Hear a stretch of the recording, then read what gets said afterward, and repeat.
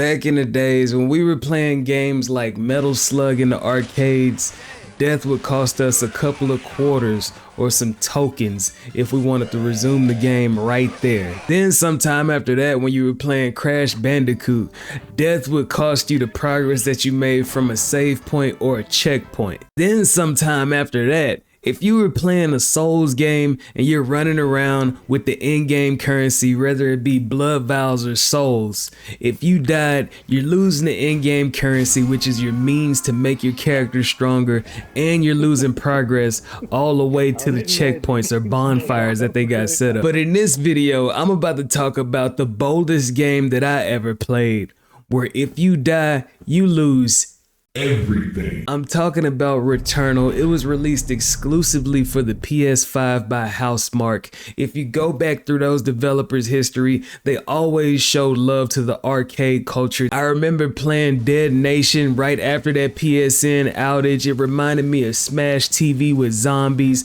I remember playing Super Stardust, which reminded me of 1942, except I was a space pilot flying all over the planets. And Returnal happens to be this game where they combined all this together and threw a AAA sheen all over it. The reason why I call this the boldest game that I've ever played is because it pushed me to my absolute limits as a gamer. The game is fast-paced with the action.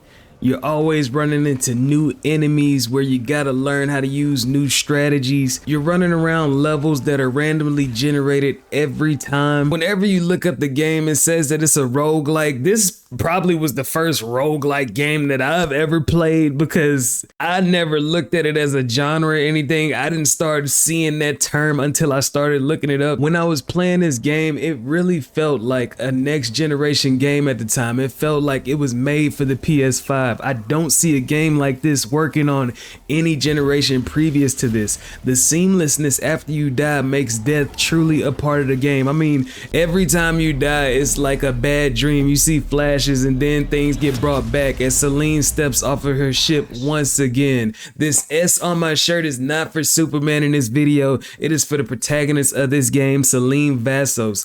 Do not forget her. She is one of the most epic game characters that I have ever played with. The stuff that she goes through in this game is pretty crazy. It's pretty jarring for like a fast-paced arcade type shooter, because at a glance it looks like you're just running around and you're just blasting and running and blasting, and then you see her make a wake-up face every time you die, taking a deep breath or gasping or something like that.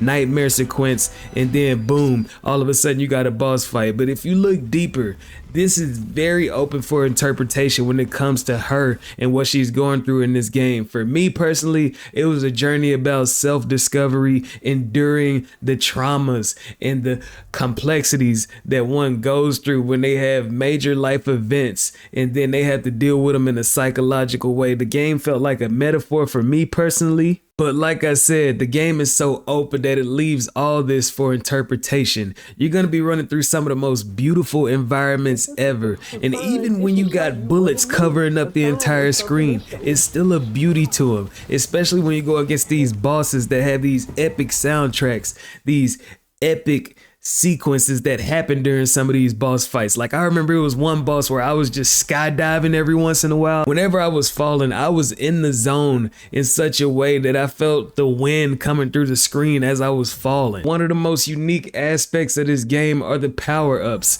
Sometimes you get obvious power-ups and sometimes you get double-edged sword power-ups that could result in penalties along with the power-ups. Fans of Metroid will also appreciate the fact that Celine gets new abilities throughout the game, allowing her to explore more of the environments. The pacing of the game was very unique to me.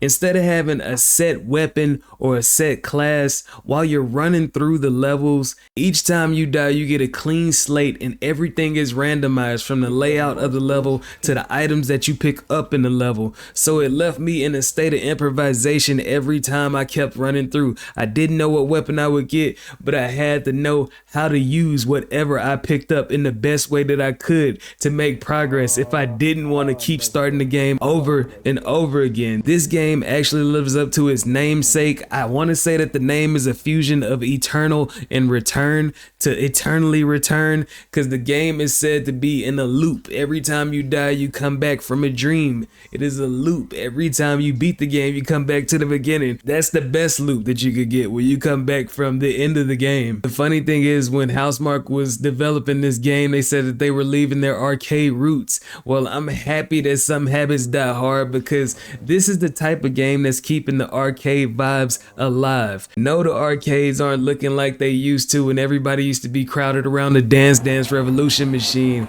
or the Marvel vs. Capcom machine with people fighting each other. Nowadays, we gotta look at other aspects when it comes to keeping arcade culture alive, like getting random power-ups, or when the difficulty is just unforgiving. For me, the strategy of this game was very simple: learn or die. And if it's one thing that we've learned about these games, with these crazy conditions and odds set against us, with these bosses in damn near impossible levels to beat, it feels so good to roll credits. I'm talking about when I got to the end of this game, I have never felt such relief in my life. Like, I'm sitting up here looking at the trophies, and I'm looking at the trophy that you get when you finish the game. Only 11% of the players have gotten that trophy, versus the easiest trophy to get, which is to die for the first time. 85% of the players got it. You know how many people had to give up just to not beat the game? I mean, this is not an open world game, and this is not a game where you go off and do side activities. This is a straightforward game. 11% of the players that started this game got to the end. Shout out to Housemarque for putting us to the ultimate test, and shout out to anybody that got to the end credits of Returnal. They even added DLC, which is like an infinity tower, and they also added co-op, which I appreciate so much. Y'all didn't even have to do that. But yeah, shout out to y'all. I did this video because Saros is right around the corner, and I thought that the precursor to it should get its respects and flowers. The funny thing is, this game didn't have a big impact. I'm not surprised. The game looks beautiful, and it looks like it'll make a beautiful E3 presentation,